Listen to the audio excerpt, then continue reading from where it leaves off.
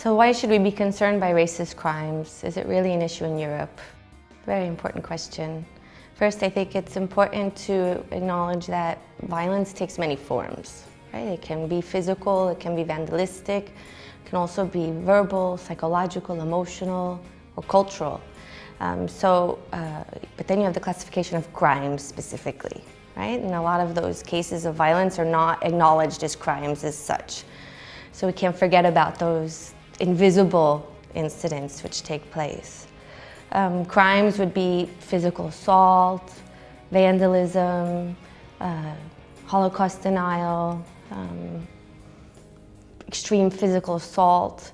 So these are the more extreme cases which actually get acknowledged by the authorities. There's a real problem in Europe, which is that a lot of the states are not collecting data or reporting data, or what they're reporting is not reliable or it's not comparable. So it's almost impossible to get an accurate picture in the EU of how much racist crime is taking place. Some really good examples. You have, for example, Hungary, where you have a very large Roma and Sinti community. The authorities there, the official authorities, did not report any incidents in 2010.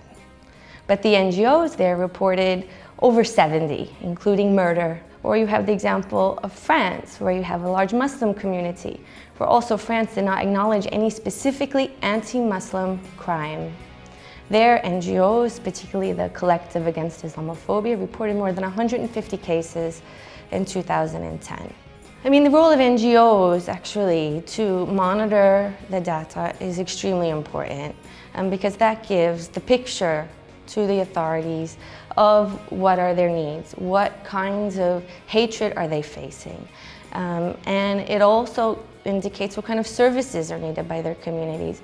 And by having that kind of evidence, it can motivate the authorities to wake up and actually start collecting the data themselves and to implement good prevention and intervention measures.